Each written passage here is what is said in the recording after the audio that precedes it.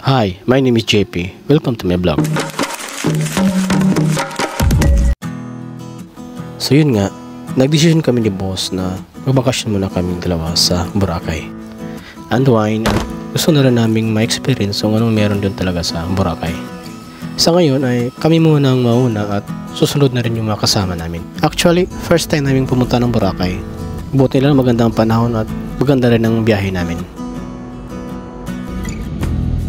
Saktong oras ang pagdating namin dito sa Katiklan.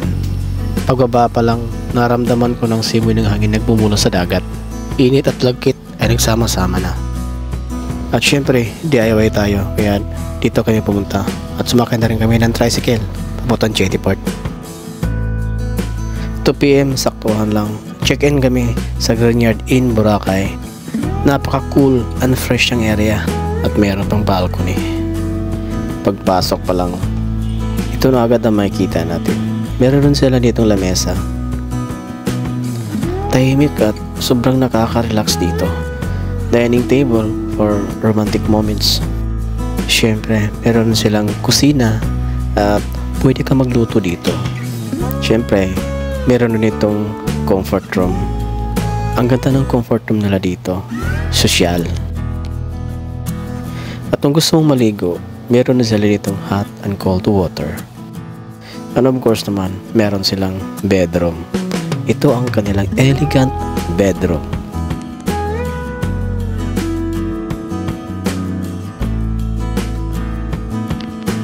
At meron silang vault at dito mo pwede ilagay yung mga mahalagang bagay. After 3 PM at lumabas muna kami ni boss at nasa station 3 kami dito at plano talaga namin na masaksihan yung sunset dito sa Boracay.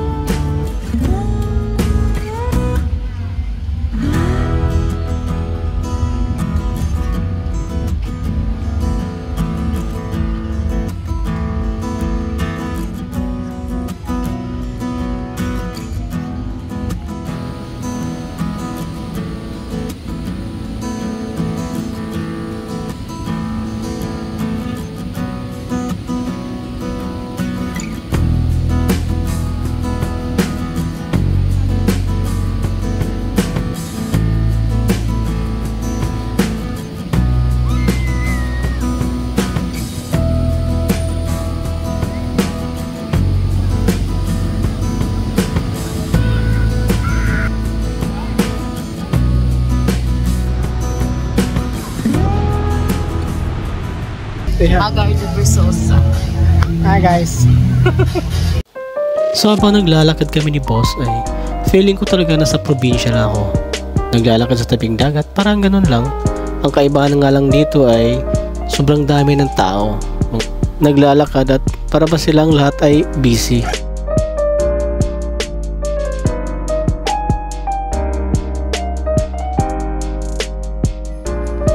Nasa station 2 na kami at pumasok kami dito sa may bandang D-Mall para tumingin kung anong meron. At ito ang aming mga nakikita.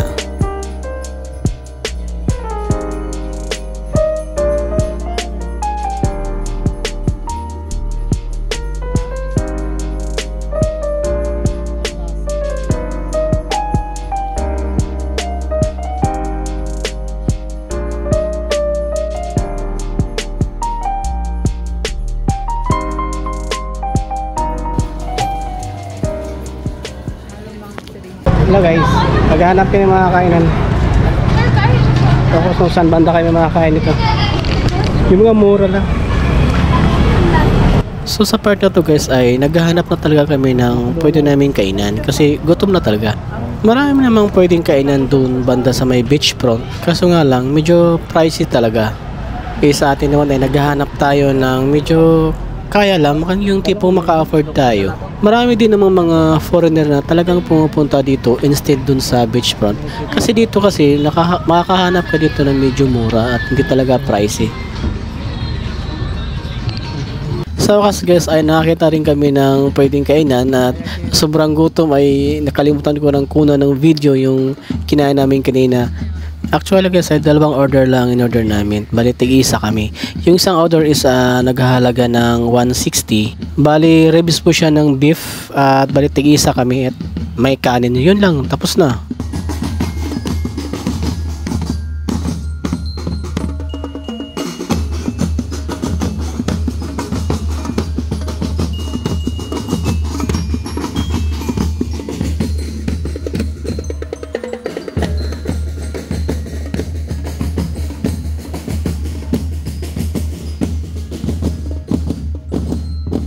So good morning guys, dito nga pala sa Greenyard Inn ay meron silang free na breakfast at nagbibigay sila ng menu at ito yung pinili namin na para sa breakfast namin.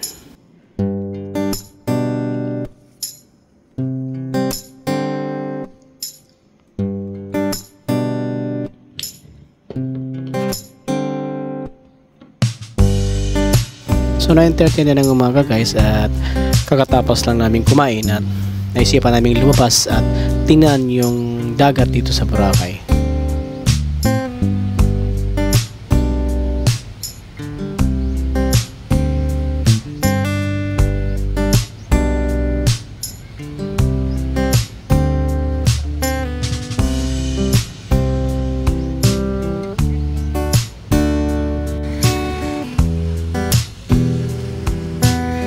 Hi guys, 11 o'clock na sa tanghali at dito kami sa labas.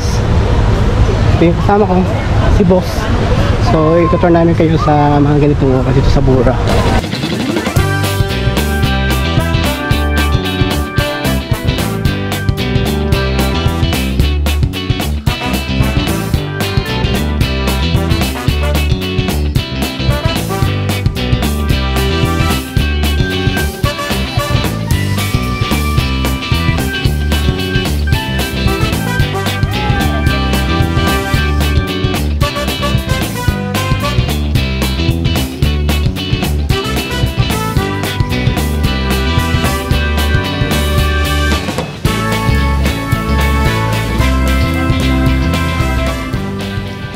So yun nga guys, tumawag yung kasama namin na nakarating na raw sila dito sa Boracay kaya pinuntahan na namin agad doon sa kanilang hotel.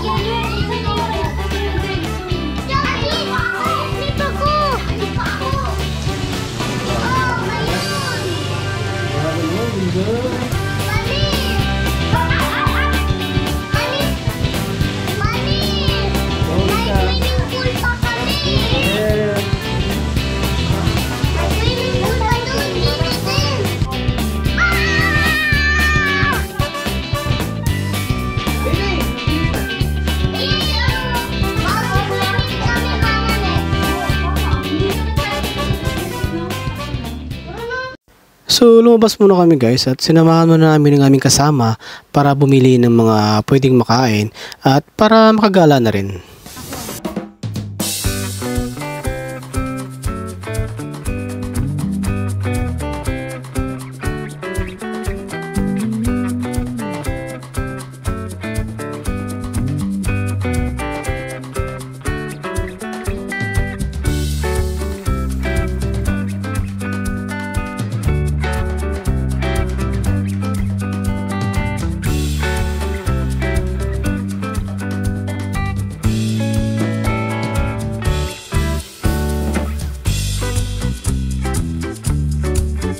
Ng isda dito at saka karne, may mga gulay din sila pero yung binili namin ay karne na.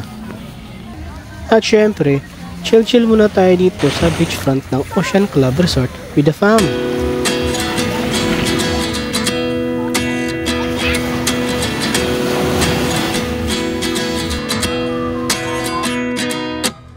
At 29 and I find myself wondering what did happen to the last 10. At pagkatapos naman mag-chill-chill sa tabing dagat ay pumasok na kami sa loob at planong pa namin puntahan sa rooftop para sa infinity pool. At sa entrance pa lang ng hotel ay makikita mo na ang pool na may mga upuan at pwede kang mag-chill-chill dito.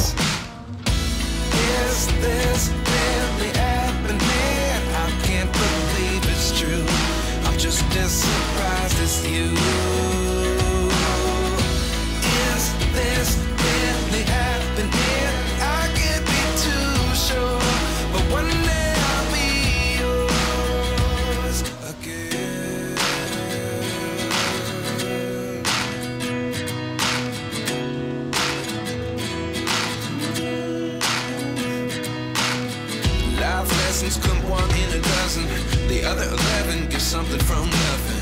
I sit here looking for an answer. Maybe the biggest question. This time nasa elevator na kami at tapunta na kami sa rooftop para sa infinity pool. Pagbukas pala ng elevator ay ganito na agad ang nakikita namin, so party dito sa taas dito sa rooftop.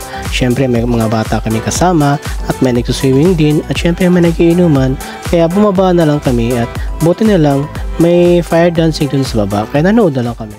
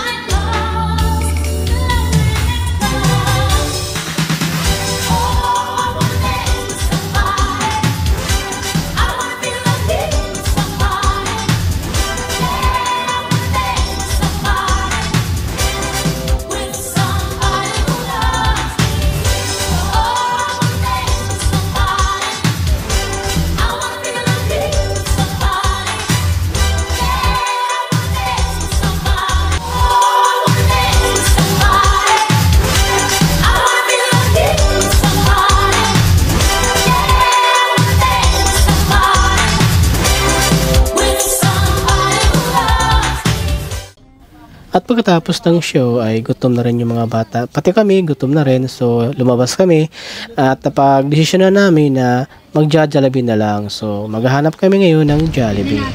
At pagkatapos ay magpahinga na rin para prepare para bukas.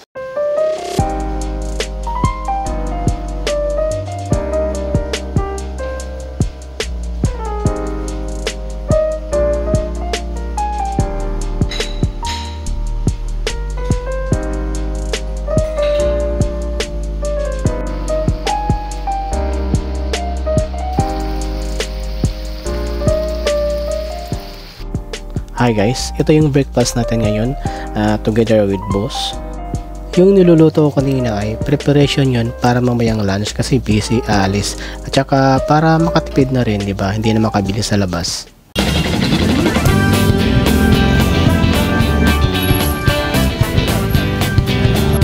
Hi guys, andito nga pala kami ngayon sa Station 1. Andito lang naman ang pinakasikat dito sa Boracay ay ang Grotto. Dito kasi banda magandang destination para sa picture taking, lalo na sa Crystal Kayak, kaya nag-try na rin kami. Kahit mainit, tarik ng araw, hindi iniinda basta nag-i-enjoy sa pictorial.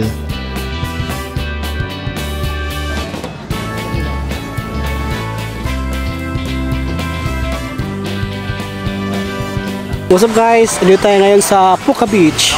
Tingnan nyo guys kung ano meron dito sa Puka Beach yan.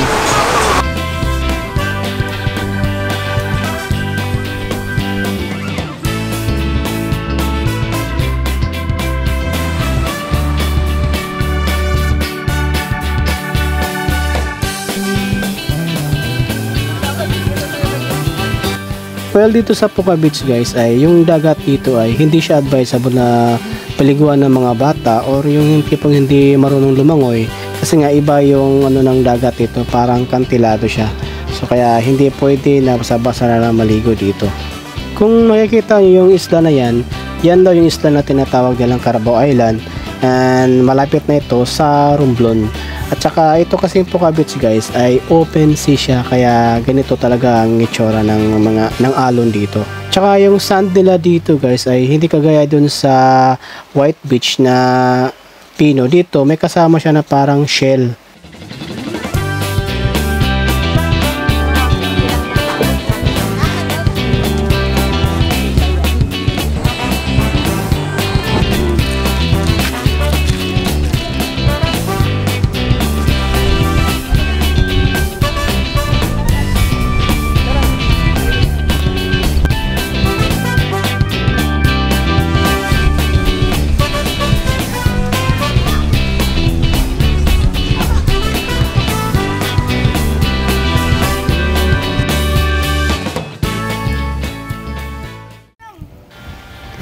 Nakaligo din siya.